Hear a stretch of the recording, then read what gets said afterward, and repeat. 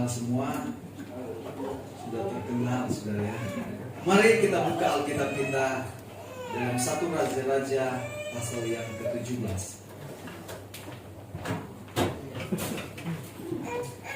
Ada sebuah kisah dalam Alkitab saudaraku, dalam 1 Raja-Raja pasalnya yang ke-17.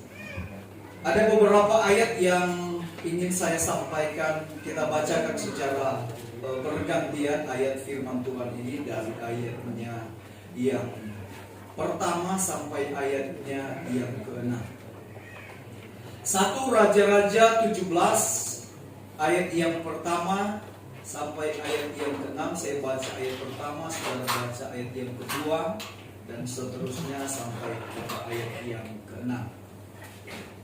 Demikian bunyi firman Tuhan. Elia di tepi sungai Kerit.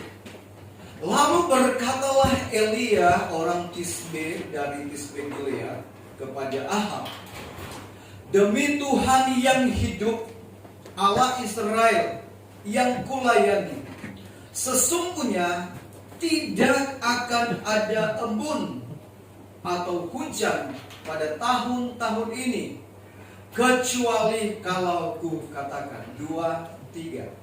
Kemudian datanglah firman Tuhan kepadanya, pergilah dari sini, berjalanlah ke timur, dan bersembunyilah di tepi sungai Kerit, di sebelah timur sungai Yordan. 2, 3. engkau dapat minum dari sungai itu, dan burung-burung gagak telah kuperintahkan untuk memberi makan engkau di sana. Lalu ia pergi dan ia melakukan seperti firman Tuhan. Ia pergi dan diam di tepi sungai Kerit, di sebelah timur sungai Yordan. Pada 2, 3. Pada waktu pagi dan petang, burung-burung gagak membawa roti dan daging kepadanya, dan dia minum dari sungai itu. Haleluya, puji Tuhan. Pembacaan kita yang luar biasa pada hari ini, kerjasama yang baik, saudara. Terima kasih. Nah, saya juga baru ketemu dengan Ibu Gembala yang dari Manado, saudaraku. Sudah lama di Jakarta, baru hari ini saya ketemu, saudaraku. Puji Tuhan. Saya sampai growing atau mau ngomong apa. Soalnya kan teman dulu kan kita bareng-bareng, saudara, bosnya kita satu wilayah, saudaraku. Lama enggak ketemu, saudaraku. Dan puji Tuhan, semua karena pelayanan, saudara ya. Semua karena pelayanan kita ditempatkan Tuhan kirim di mana-mana, saudara. Puji Tuhan. Nah, Bapak Ibu yang dikasihi oleh Tuhan, kalau kita membaca beberapa firman Tuhan, ayat-ayat firman Tuhan pada saat ini, saudaraku, kisah yang mungkin sudah sering kita dengar, kisah ini mungkin sudah kita hafal, saudaraku. Bahkan mungkin saudara sudah bisa memahami dengan betul bagaimana apa yang menjadi tujuan saya pada hari ini untuk disampaikan kepada kita semua. Tetapi saudaraku, hari ini firman Tuhan, saya berdoa supaya firman itu bukan hanya sekedar kita menjadi orang-orang yang mendengar firman Tuhan. Amin, saudaraku. Saya percaya setiap hamba Tuhan yang Tuhan percayakan untuk menyampaikan pesan Tuhan kepada jemaat Tuhan, saudaraku. Saya selalu berdoa supaya apa yang diungkapkan, apa yang disampaikan dari setiap tujuan firman itu, saudaraku, semua jemaat yang mendengar itu bisa menangkap. Amin. Semua jemaat itu bisa menerima sesuatu. Jangan datang kosong, pulang kosong. Nanti tong kosong berbunyi nyaring. Seharusnya ketika kita datang kepada Tuhan dalam satu kerinduan yang besar, supaya kita mengalami perjumpaan dengan Tuhan dalam ibadah itu, dalam persekutuan itu, kita mendapatkan firman itu, dan firman itu tertanam dalam hati, dalam hidup kita. Dan kemanapun kita pergi dan berada, kita sedang melakukan firman Tuhan. Maka saya percaya sesuai pujian tadi, maka mujizat-mujizat Tuhan itu akan nyata dalam setiap hidup saya dan saudara. Amin. Nah saudaraku yang saya kasih dalam Tuhan Yesus Kristus, kalau kita melihat latar belakang dari umat Tuhan, sehingga apa yang diungkapkan oleh Elia, saudara, dari ayat yang pertama, Elia berkata bahwa lalu berkatalah Elia ini adalah seorang hamba Tuhan, saudara, yang dipilih Tuhan, yang ditetapkan oleh Tuhan. Amin. Elia bukan hanya sebagai manusia biasa, tetapi dia adalah seorang yang diurapi oleh Tuhan. Elia bukan hanya manusia biasa, tetapi saudara, lihat bagaimana penyertaan Tuhan yang hebat, penyertaan Tuhan yang luar biasa atas hidup daripada seorang hamba Tuhan ini yang bernama Elia. Begitu luar biasa penyertaan Tuhan dalam kehidupannya. Sehingga ayat yang pertama, saudara perhatikan. Lalu berkatalah Elia, orang Tisbe dari Gilead kepada Ahab. Jadi Elia sedang berhadapan dengan Ahab, saudara. Siapa Ahab, saudara? Ahab, kalau saudara melihat dalam pasal yang ke-16 ayat yang ke-29, kita lihat sebentar, saudara ya. Pasal yang ke-16 ayat yang ke-29, Ahab orang Omri menjadi raja atas Israel dalam tahun ke-38 zaman Asa raja Yehuda. Dan Ahab bin Omri memerintah 20 tahun lamanya atas Israel di Samaria. Ayat yang ke-30. Ahab bin Omri melakukan apa yang jahat di mata Tuhan, lebih daripada semua orang yang mendahuluinya. Seakan-akan belum cukup, ia hidup dalam dosa-dosa Yerobeam bin Nebat. Maka ia mengambil pula Isabel, anak Etbal, raja orang Sidon, menjadi istrinya, sehingga ia pergi beribadah kepada Baal dan sujud menyembah kepadanya. Ayat 32. Kemudian ia membuat mezbah untuk Baal itu di kuil Baal yang didirikannya di Samaria. Sesudah itu Ahab membuat patung Asyera, dan Ahab melanjutkan bertindak demikian sehingga ia menimbulkan sakit hati Tuhan Allah Israel lebih dari semua raja-raja yang mendahului. Siapa Ahab, saudaraku? Raja yang dipilih oleh Tuhan, yang ditetapkan untuk memimpin. Tetapi kalau saudara perhatikan bagaimana tindakan Ahab, saudaraku, ketika dia memiliki sang istri yang bernama Isabel. Selamat happy anniversary buat Bapak Pendeta yang besar ini, saudara ya. Saya juga tanggal 10 kemarin tanggal 8 bulan 10 kami 17 tahun dalam pelayanan, saudara. Puji Tuhan. Saya nikahnya muda, saudara, umur 20 tahun. Karena kenapa saya cepat nikah? Takut istri saya ini diambil orang duluan, jadi saya cepat nikah, saudara. Karena lihat Ahab punya istri Isabel, jadi saya teringat dengan waktu saya meminang istri saya, menikahi istri saya. 17 tahun kami sampai hari ini, tanggal 8 yang ke-10, saudara. 17 tahun kami ada dalam pelayanan, dalam rumah tangga, dalam melayani Tuhan. Nah, kita kembali kepada pembacaan kita ini. Ahab mengambil istri yang bukan orang yang percaya kepada Allah, bukan orang yang menyembah kepada Allah Israel, saudara. Dan Alkitab katakan ketika itu Ahab dia melakukan hal jahat di mata Tuhan. Bahkan Alkitab mencatat sendiri bahwa dia membuat hati Tuhan itu kecewa. Dia membuat hati Tuhan, Alkitab memberitahukan Tuhan itu apa? Sakit hati, kecewa Tuhan.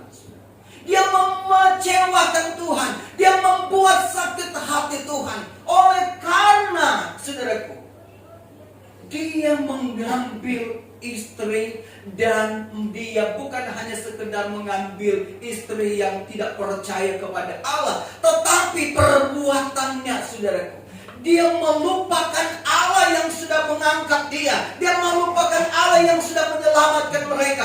Dia beribadah kepada, bukan kepada Allah Israel, tetapi kepada Baal yang disembah. Saudaraku yang saya kasih dalam Tuhan, sehingga tiba pada pasal yang ke-17, ayat yang pertama. Elia berkata, demi Tuhan yang hidup, demi Tuhan yang hidup. Kenapa Elia memberikan satu pengakuan yang serius, saudara? Pengakuan yang dia alami dalam hidupnya, bahwa dia punya Tuhan yang hidup. Berbeda dengan Allah yang disembah oleh Ahab tadi.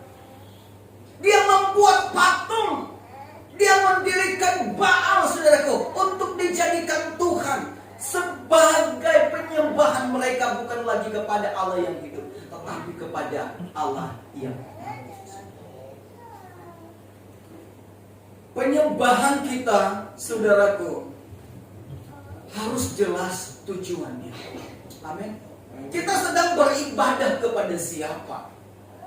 Apakah kepada Allah yang mati yang Ahab lakukan, atau kepada Allah yang hidup yang Elia katakan, demi Tuhan yang hidup? Elia punya Allah, dia punya Tuhan yang hidup, bukan menyembah kepada Tuhan yang mati. Penyembahan kita, ibadah kita harus jelas, saudara. Itu sebabnya saya selalu berkata, saudaraku, fokus kita dalam beribadah bukan lihat kepada manusia. Amin. Kita bukan sedang beribadah tunjukkan kepada gempalamu, saudaraku, kepada manusia, tetapi kita sedang beribadah kepada Tuhan. Amin. Itu sebabnya, saudara, saya mau katakan, saudara harus menghargai bahwa Tuhan itu ada di tengah-tengah kita. Amin. Saudara harus menghargai kehadiran Tuhan.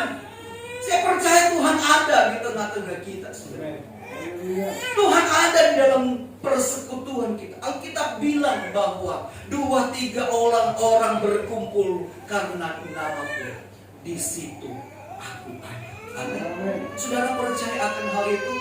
Amin. Saudara, mari kita beribadah dengan tujuan, dengan motivasi kita, bukan untuk menunjukkan bahwa saya ada, saya sudah hadir, tetapi saudara tidak mengalami lawatan Tuhan, saudara tidak mengalami jamahan Tuhan, saudara merasa kering dalam beribadah.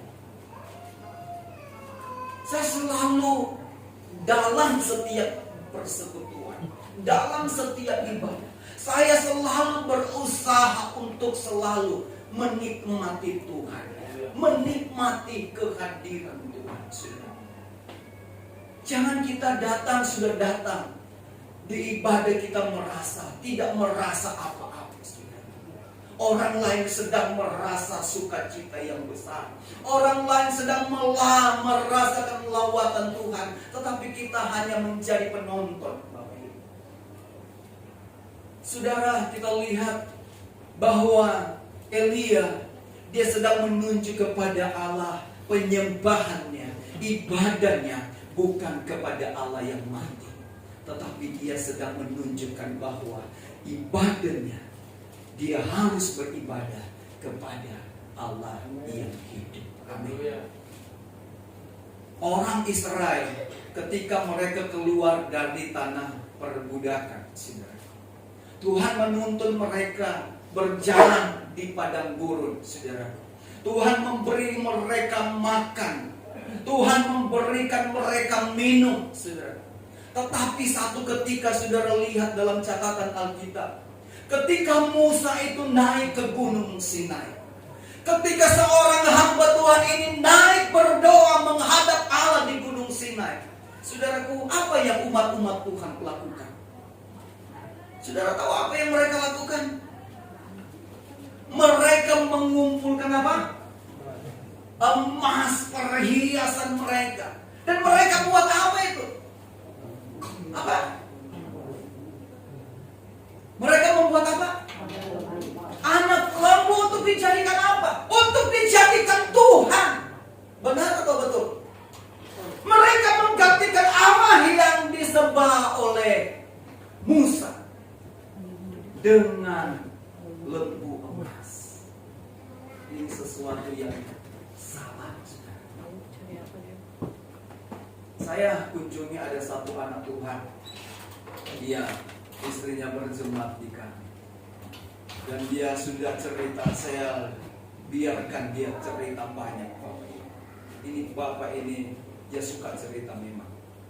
Dan dia cerita, oh saya kalau yang penting istri saya ke gereja pak, saya nggak usah. Oh ya, kenapa? Saya harus cari duit. Oh ya, padahal dia Kristen, saudara. Saya dengar terus dia cerita. Saya bilang, saya sudah sampaikan tentang firman Tuhan. Udah pak, gini aja. Yang penting istri saya ke gereja, saya nggak usah. Saya bilang, pak, hati-hati dengan hidup ini. Saya orangnya terus terang aja ya.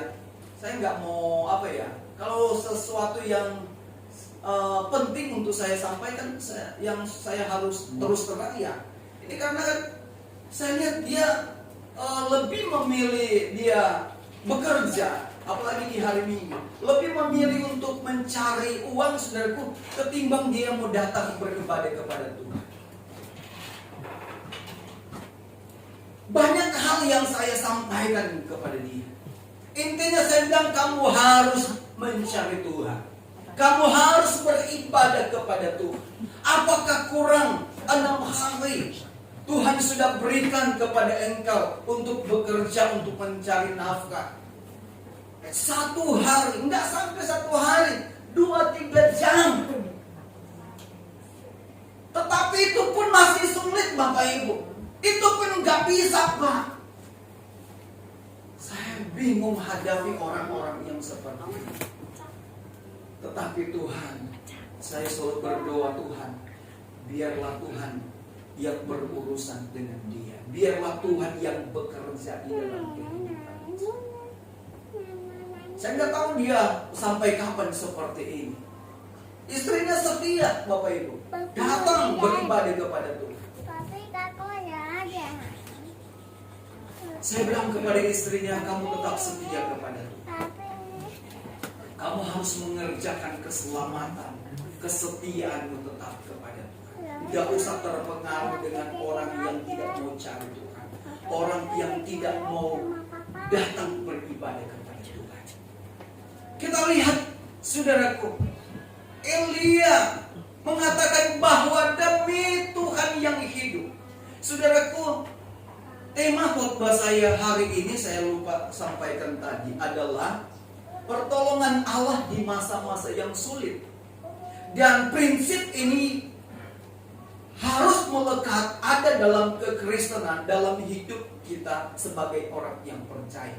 Kalau kita mau berbicara tentang kesulitan, siapapun saudaraku pernah dan mengalami yang namanya kesulitan dalam hidup ini, saudara. Kita tidak bisa terpisahkan dari kesulitan itu. Kita selalu berhadapan dengan kesulitan yang datang dalam hidup kita, yang kadang silih berganti datang dalam hidup kita. Tetapi percayalah, yakinlah bahwa ketika Tuhan ada dalam hidupmu, ketika kita punya Tuhan yang hidup ada dalam kehidupan kita, saudaraku, maka Tuhan akan menolong hidup saya dan saudara. Amin. Prinsip yang pertama yang saya harus sampaikan bahwa kita punya Tuhan yang hidup, Bapak Ibu. Amin. Kita bukan punya Tuhan yang mati, yang tidak bisa berbuat apa-apa, yang hanya sebagai patung, tidak bisa berbicara, tidak bisa bergerak, tidak bisa memberikan solusi dan lain sebagainya. Tetapi kita punya Tuhan yang hidup. Tuhan mampu untuk menolong kita. Amin. Tuhan mampu untuk memberikan jalan keluar kepada kita. Tuhan mampu untuk mengangkat hidup saya dan saudara ketika kita ada dalam keterpurukan. Itulah Tuhan kita yang hidup. Kalau kita tidak punya Tuhan yang hidup, saudaraku, nggak tahu hidup kita ini akan seperti apa. Tetapi hari ini pesan Tuhan, pesan firman Tuhan, kita punya Tuhan yang hidup, saudaraku. Amin. Kita punya Tuhan yang hidup. Mereka menyembah patung emas. Saudaraku, lihat dalam kebenaran firman Tuhan. Satu contoh, saudaraku, ketika Yesus di dalam pelayanannya, saudaraku, Alkitab katakan Yesus berjumpa dengan orang yang buta sejak lahir. Orang yang apa? Buta sejak lahir.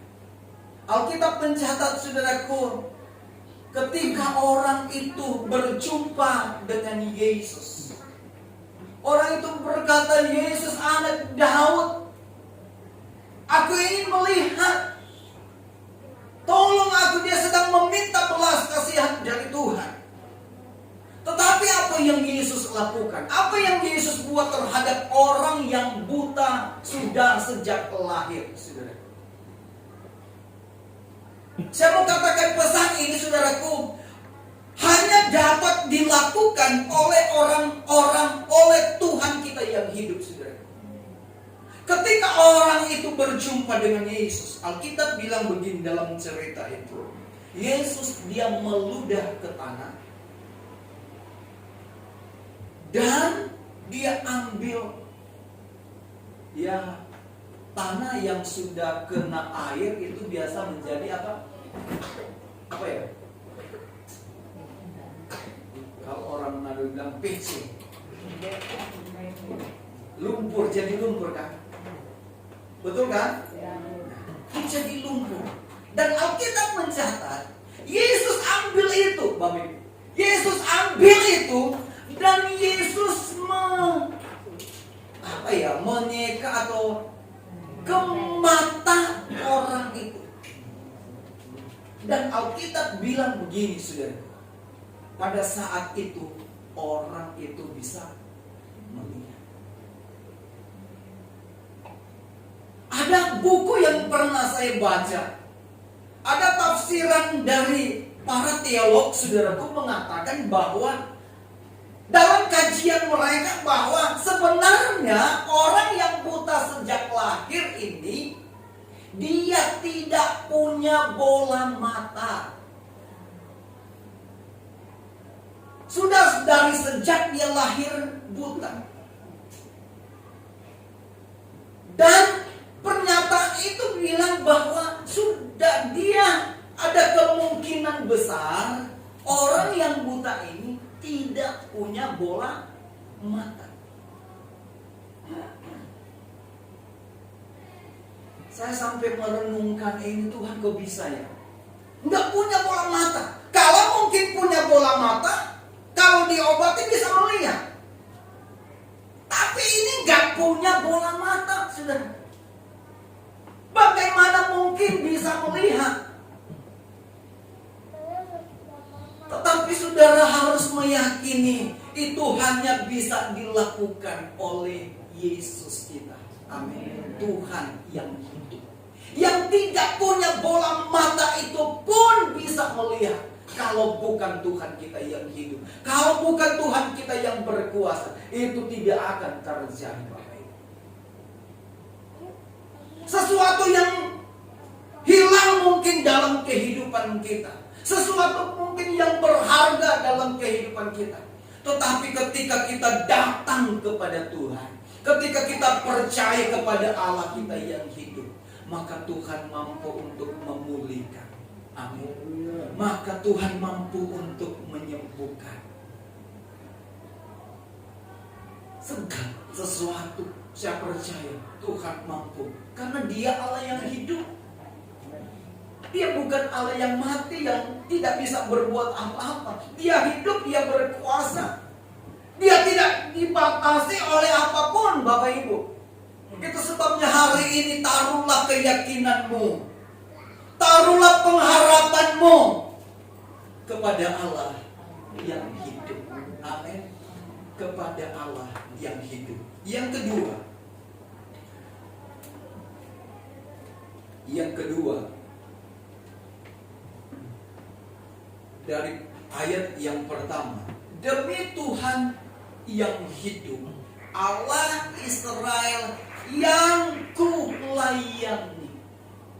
Yang kulayani Allah yang hidup itu. Elia bukan melayani Allah yang mati. Elia bukan melayani Allah yang tidak bisa berbuat apa-apa. Tetapi Elia sedang melayani, sedang mengabdikan dirinya, sedang memberikan hidupnya, melayani kepada Allah yang hidup. Ketika kita melayani, saudaraku, bukan Tuhan tidak bisa menilai apa yang sedang kita kerjakan, apa yang kita sedang lakukan dalam sebuah pelayanan itu. Tuhan tahu apa yang engkau sedang berbuat dalam sebuah pelayanan itu. Mau itu dengan segenap hati atau tidak dengan segenap hati, mau itu dengan persungutan atau tidak dengan persungutan, Dia Allah yang hidup, Dia yang tahu sampai kepada kedalaman isi hatimu. Yang kedua, pesan yang kedua adalah, saudaraku, kita bukan hanya sekedar melayani Tuhan. Tetapi pesan ini kita harus melakukan segala sesuatu untuk memuliakan Tuhan. Amin. Kalau kita bukan melayani Tuhan, kita mau melayani siapa sih? Kami hamba-hamba Tuhan, saudaraku, kami sudah mengabdikan diri kami untuk melayani Tuhan. Memberikan hidup kami untuk melayani Tuhan. Kalau mau dengar kesaksian-kesaksian dari hamba-hamba Tuhan yang melayani Tuhan, betapa luar biasa, betapa kami begitu menghargai sebuah kepercayaan yang Tuhan berikan di dalam kehidupan kami. Itu sebabnya saya bilang sama jemaat yang kami layani, saudara, saya nggak peduli saudara, karena saya lihat motivasi saya. Kalau sudah mulai melenceng, saya berani tegur Bapak Ibu. Tanya istri saya, Bapak Ibu. Kalau saya lihat jemaat sudah terdalam, jangan atur saya. Jangan atur, saya gembala. Jangan saudara baru datang terus atur. Waduh Pak, saya nggak bisa begini. Ada satu jemaat, saudaraku, saya tunjuk dia sebagai sekretaris panitia Natal. Dia bilang, Pak, saya nggak bisa di sekretaris, saya yang acara aja. Oh, kamu mau gitu? Oh ya, udah, kamu nggak usah jadi sekretaris, nggak usah jadi seksi acara. Saya tunjuk yang lain. Dia mau tersinggung, dia mau pindah kemana? Buat saya, jemaat kalau Tuhan sudah bawa di tempat pelayanan kami, saudara, artinya jemaat itu siap untuk dibentuk, saudara. Amin. Saya percaya saudara, Tuhan yang bawa saudara di tempat ini. Amin. Saya nggak takut, saudaraku, karena kami melayani Tuhan sampai cuma satu orang, saudaraku, saya tetap bertahan, saudaraku. Saya nggak peduli orang ngomong, Pak Pendeta itu jemaatnya cuma satu. Oh, yang penting saya sedang melayani kepada Tuhan, saudara. Saya bukan melayani manusia. Saya sedang mengabdikan diri kepada Tuhan, saudara. Mungkin karena saya sifatnya seperti ini, saudara. Jadi Tuhan jemaatnya dengar-dengaran, saudara. Jemaatnya takut dengar-dengaran, saudara. Karena saya mau melatih mereka, saudaraku, mendewasakan mereka, saudaraku, dalam melayani Tuhan. Itu sebabnya saya selalu pesankan kepada jemaat Tuhan, baik di tempat ini, di tempat pelayanan saya. Saya selalu katakan, fokus kita dalam pelayanan bukan untuk menunjukkan kepada hamba Tuhan, bukan untuk menunjukkan kepada manusia, kepada jemaat engkau hebat, saudaraku. Tetapi fokus kita dalam melayani Tuhan untuk memuliakan Tuhan. Amin. Fokus kita untuk melayani Tuhan, untuk mengagungkan Tuhan, karena pelayanan itu punya Tuhan, saudara. Kami hanya dipercayakan oleh Tuhan, diberi tanggung jawab untuk melayani Tuhan. Itu sebabnya, saudaraku, ketika engkau dipercayakan, ambil itu tanggung jawab, kerjakan itu tanggung jawab. Jangan-jangan, saudaraku, ketika engkau mengabaikan itu, ketika engkau menyadakan itu, saudara, hidupmu, saudara, keberadaanmu, saudara. Karena saya melihat, saudaraku, orang-orang yang menolak pelayanan, orang-orang yang tidak mau diatur, orang-orang yang, saudaraku, merasa diri saya lebih hebat dari orang lain. Orang-orang seperti itu nggak akan diberkati. Tetapi orang yang mau tunduk kepada otoritas, orang-orang yang mau melakukan pelayanan itu untuk memuliakan Tuhan, mereka akan melayani dengan rendah hati, dengan penuh sukacita, dengan penuh ketaatan. Ini yang Tuhan mau, Bapak Ibu. Ini yang Tuhan inginkan di dalam kehidupan gereja Tuhan sebagai orang-orang yang percaya. Itu sebabnya Elia bukan hanya memiliki Allah yang hidup, tetapi dia memiliki hati sebagai seorang hamba yang mau taat, yang mau tunduk kepada Tuhan, yang mau mengerjakan pelayanan itu dengan segenap hati untuk memuliakan nama Tuhan. Yang ketiga, dari ayat yang pertama ini, sesungguhnya tidak akan ada embun atau hujan pada tahun-tahun ini, kecuali kalau kukatakan. Elia bilang apa? Tidak akan ada embun, tidak akan ada hujan, kecuali kalau aku katakan. Prinsip yang ketiga, ucapan itu adalah doa kita. Amin. Ucapan itu merupakan doa kita, Bapak Ibu. Kita sedang berkata-kata, berucap kepada Tuhan. Kita sedang berdoa kepada Tuhan. Kita lihat Elia berkata, tahun-tahun ini tidak akan ada embun, tidak akan ada hujan. Kalau ku katakan hujan, hujan. Kalau ku katakan tidak hujan, tidak hujan. Dan itu menjadi kenyataan. Itu menjadi realita. Bagaimana mereka dilanda dengan panas yang begitu panjang. Kita aja di Jakarta ini baru beberapa bulan kita sudah berlalu. Tidak ada hujan, panas, panasnya luar biasa. Tapi kita lihat bagaimana ucapan dari seorang hamba Tuhan. Itu sebabnya saudara, saya mau katakan begini. Ketika hamba Tuhan itu memberitahu engkau sesuatu untuk kebaikan, engkau harus dengar. Amin.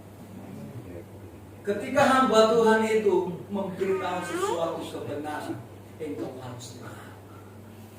Jangan engkau mengelak, saudara. Lakukan itu sebuah kebenaran.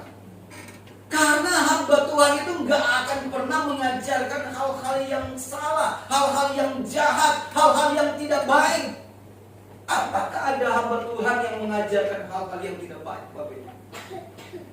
Berdiri di mimbar ini berkata, saudara tidak boleh setia ya, saudara harus begini-begini. Sesuatu yang jahat, sesuatu yang tidak baik, tidak akan, saudara.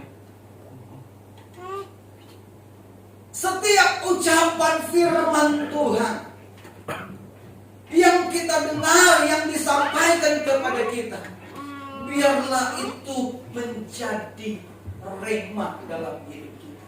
Kita bukan hanya mendengar, tetapi kita melakukan firman itu dalam kehidupan saya dan saudara. Mendengar suara Tuhan, mendengar firman Tuhan, dan doa itu begitu penting dalam setiap kehidupan saya dan saudara. 3 hal ini, saudaraku, yang ingin saya sampaikan kepada kita, agar supaya saudara di hari-hari ini kita bukan lagi menjadi Kristen yang hanya bermain-main, saudara. Kita bukan hanya memiliki iman yang penting kita sudah percaya kepada Tuhan Yesus Kristus. Tetapi hari-hari ini gereja Tuhan, orang-orang yang percaya kepada Tuhan, kita semakin hari semakin mengerti tentang Tuhan, mengerti tentang rencana Tuhan, mengerti tentang kehendak Tuhan. Bagaimana kita dapat memahami semua rencana Tuhan? Bagaimana kita dapat memahami kehendak Tuhan atas hidup kita kalau kita tidak pernah mendengarkan firman itu? Kalau kita tidak mengabaikan, kita selalu mengabaikan pesan Tuhan atas hidup saya dan saudara.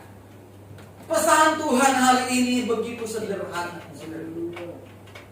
Tetaplah beriman kepada Tuhan yang hidup. Tetaplah percaya, tetaplah beribadah, tetaplah setia kepada Tuhan yang hidup, saudara. Tetaplah memiliki kerendahan hati dalam melayani Tuhan. Lakukan segala sesuatu untuk memuliakan Tuhan. Saudara, pasti orang yang memahami, mengerti tentang firman Tuhan, pasti mengerti, saudaraku, apa yang sedang dia lakukan. Apakah ini memuliakan Tuhan atau tidak? Apakah ini menyenangkan hati Tuhan atau tidak, saudara? Pelayanan ini, apa yang saya kerjakan, apakah ini menyenangkan hati Tuhan atau tidak? Saya percaya hari ini, saudaraku, kita yang sudah mendengarkan firman Tuhan, kita akan diberkati oleh Tuhan. Kita akan ditolong oleh Tuhan di masa-masa yang sulit ini, saudara. Kuatkan keyakinan kepada Tuhan. Teruslah lakukan melayani. Apa yang Elia dapatkan, saudara? Apa yang dia hasil dari dia memiliki Allah yang hidup, hasil dari dia melayani Tuhan, memuliakan Tuhan, hasil dari dia doanya kepada Tuhan. Dia mendengar suara Tuhan. Ayat selanjutnya dari ayat yang ke-3. Pergilah dari sini, berjalanlah ke timur, dan bersembunyilah di tepi sungai Kerit, di sebelah timur sungai ini. Tuhan bilang apa? Berjalanlah ke timur, bersembunyilah. Seorang diri, kadang kami hamba Tuhan harus bersembunyi. Bersembunyi dalam konteks kami nggak mau diganggu. Kami harus menyendiri berdoa seperti Bapak Pendeta tadi kesaksian. Ada waktu-waktu kami nggak mau diganggu. Saya bilang sama jangan ganggu. Biarpun ada telepon, Seperti kemarin saya dapat telepon dari Bapak Gembala teman saya sedang menyendiri. Saya sedang berhadap dengan menghadap Tuhan. Saudara, kalau mau jujur kami hamba Tuhan, ketika kami mungkin dalam bahasa di sini bersekutu, kami sedang menyendiri, kami sedang bersekutu dengan Tuhan, kami sedang berdoa kepada Tuhan, bukan hanya meminta pengilhaman dari Tuhan, apa yang harus saya sampaikan kepada jemaat Tuhan. Tetapi saudara, kadang kami sebagai hamba Tuhan, sebagai manusia, kami menceritakan isi hati kami kepada Tuhan. Kadang saya, Tuhan tolong, ini jemaat satu ini seperti ini Tuhan. Saya menangis Bapak ini. Ini jemaat ini kalau ditegur dia menyaut. Itu anak saya maksudnya. Kalau ditegur dia menyaut, apa sih Bapak? Saya datang kepada Tuhan. Saya berdoa kepada Tuhan. Mau lari ke siapa lagi saudara? Melari ke Pak RT jauh. Datang kepada Tuhan.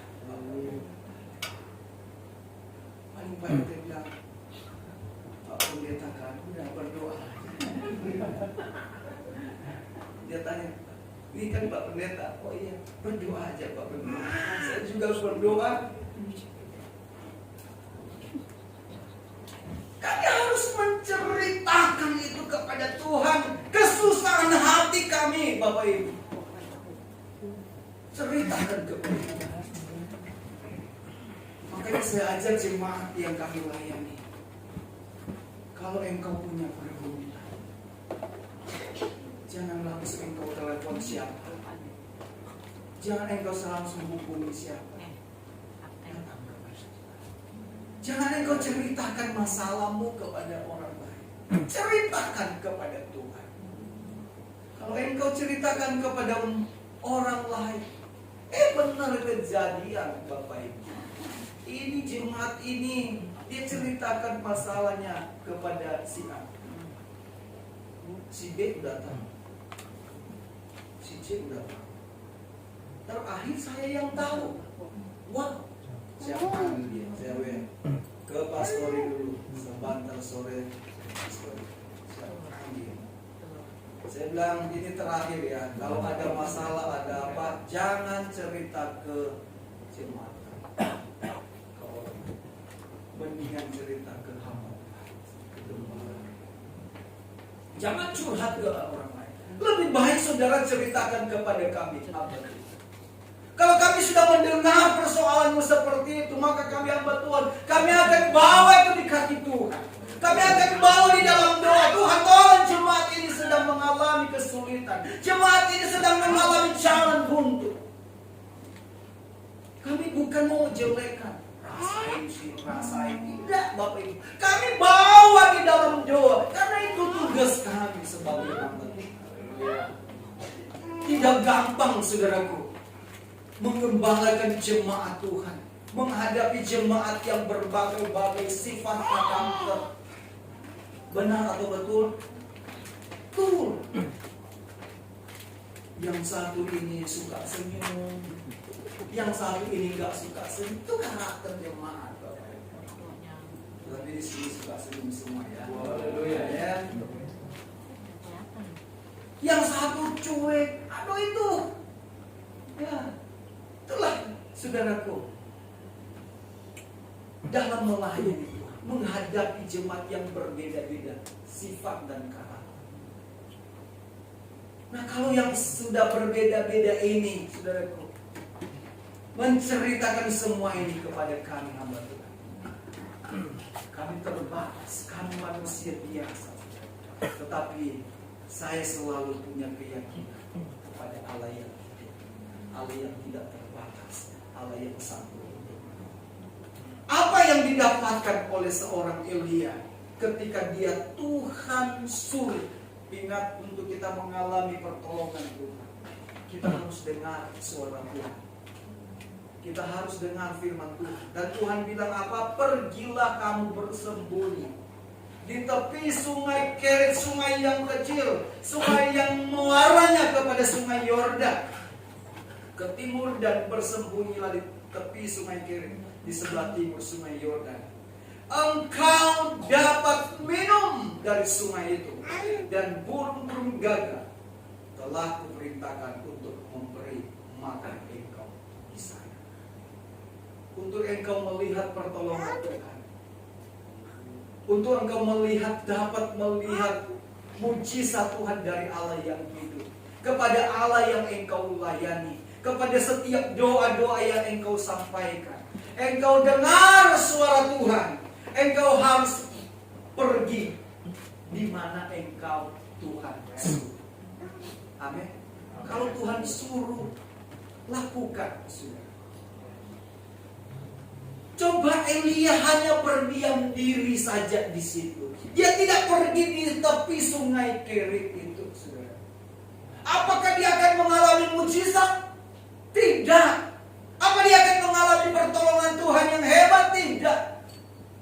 Ketika dia dengar suara Tuhan, dan ketika dia mengikuti perintah Tuhan, dia melangkah, dia berjalan sesuai dengan apa yang Tuhan bilang.